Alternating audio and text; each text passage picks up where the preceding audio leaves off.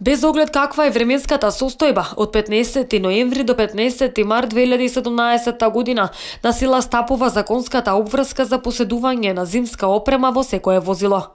Од Републичкиот совет за безбедност во сообраќајот на патиштата апелира до возачите да направат зимска проверка и подготовка на возилата, навреме да ја обезбедат потребната зимска опрема, секогаш да ја носат во своето возило и правилно да ја користат.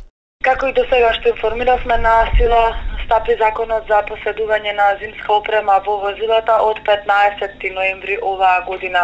Како зимска опрема на моторните возила се подразбира со дозволена маса која не надминува 3,5 тони зимски пневматици на сите тркала со минимална длабочина на шарите на слојот, што гази по обем и широчина од 4 мм.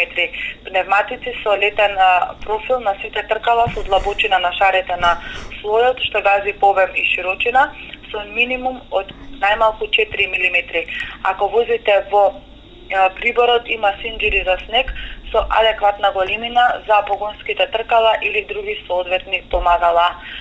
Ова ќе трае, оваа зимска проверка на возилата ќе трае се до 15 март идната година.